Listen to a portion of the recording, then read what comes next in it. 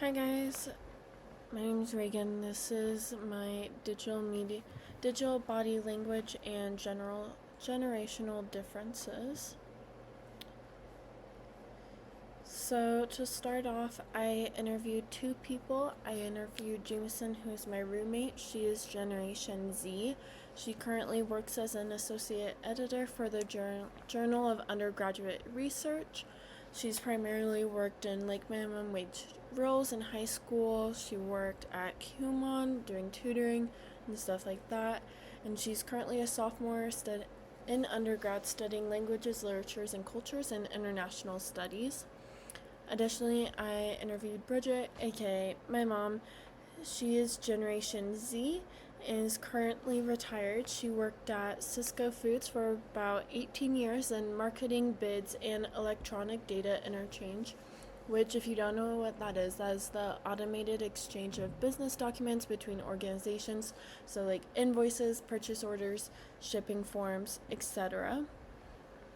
She also worked as a real estate agent in Colorado for around 7 years, and then after that held a position as an office manager for Cool Car Guy LLC, which is an independent like car broker.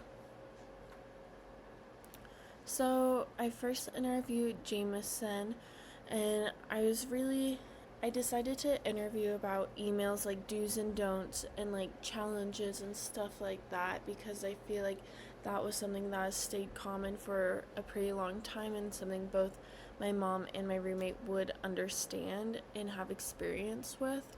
So to start off with Jameson, her do's were always include a greeting and sign off, concise and straight to the point subject line, be very specific in all of your information, and always mention your relation to the person you're interviewing. For example, what class you were in, like if you're emailing a professor or we had this meeting, stuff like that.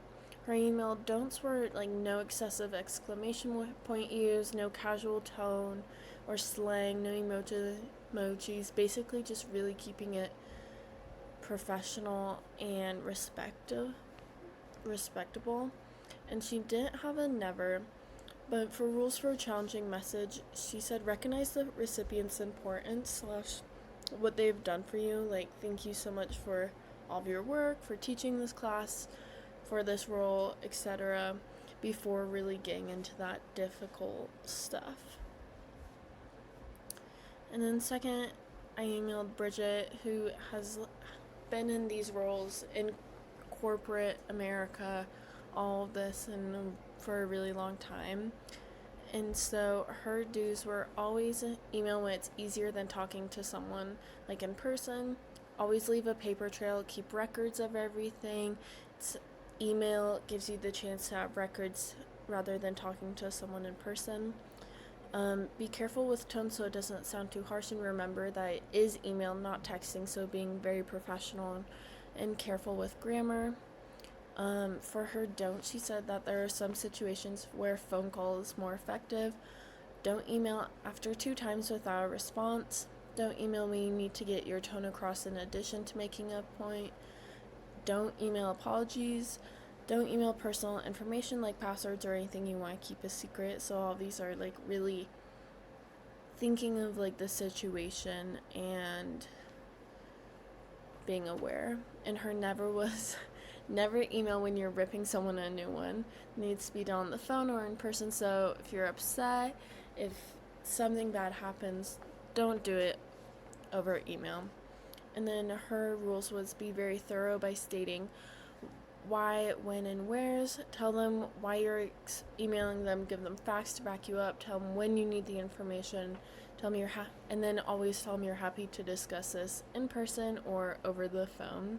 And always be professional and no typos. And so through both of these interviews, I really saw a difference in how these generations were taught and like learning. And my mom was raised with like the start of email, so she really thought about like the professional and like how to create, where we were taught as the younger generation like the basics of it and then kind of had to build off our own through experience, and we haven't yet had that experience yet. Thank you.